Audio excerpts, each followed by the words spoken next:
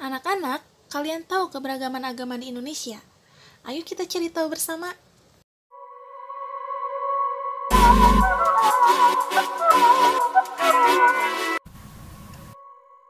Assalamualaikum warahmatullahi wabarakatuh. Bagaimana kabar kalian hari ini? Semoga sehat selalu dan tetap semangat ya. Pada kesempatan kali ini, kita akan belajar tema 1, indahnya kebersamaan, subtema 2, kebersamaan dalam keberagaman. Sebelumnya, kamu sudah banyak belajar tentang indahnya keberagaman budaya di Indonesia. Sekarang, kamu akan belajar tentang menjalin kebersamaan dalam keberagaman agama. Simak videonya dengan baik ya. Yang kita pelajari hari ini adalah mengenai gagasan pokok dan gagasan pendukung, yang kedua, ringkasan, dan yang ketiga, mengenai keberagaman agama. Materi yang pertama yaitu mengenai gagasan pokok dan gagasan pendukung.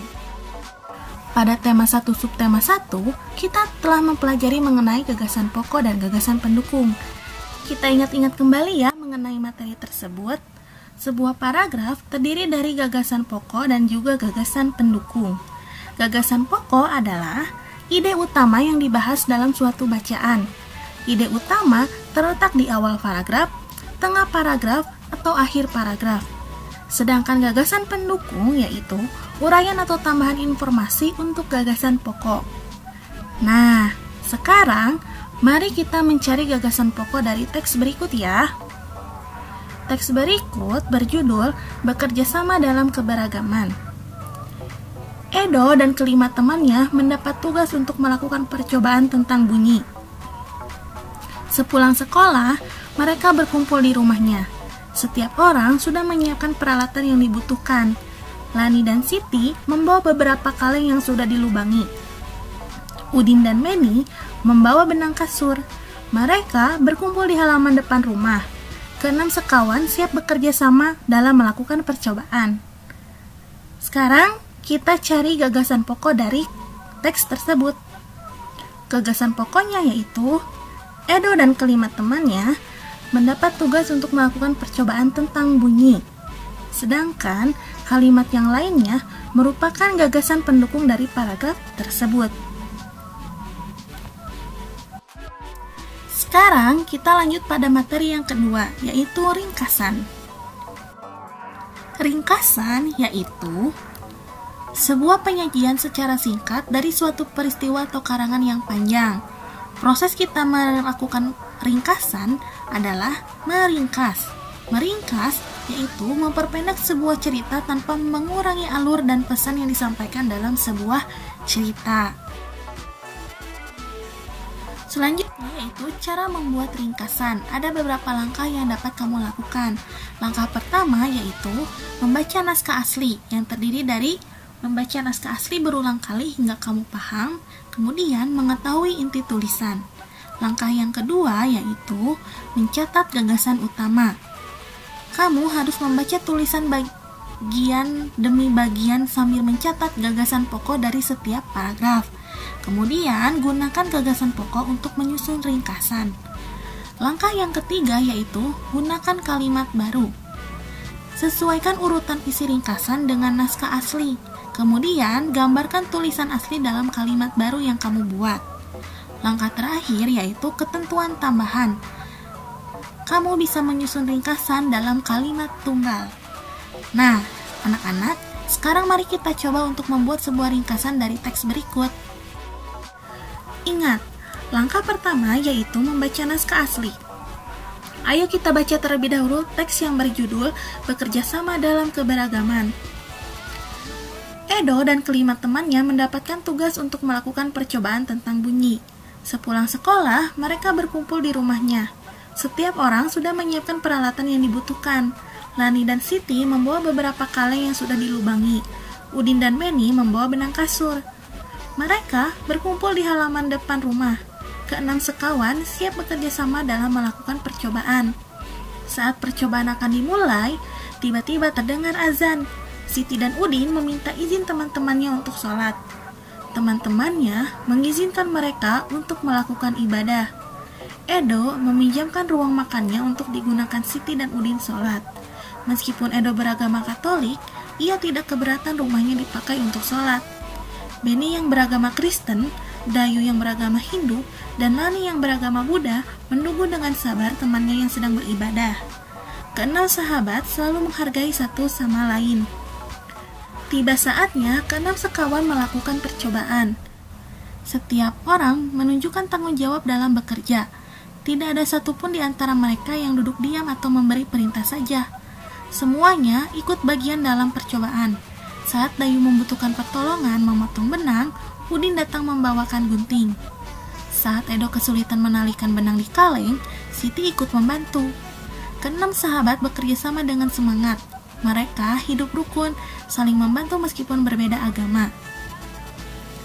Setelah membaca naskah asli, langkah selanjutnya yaitu menentukan gagasan utama pada setiap paragraf.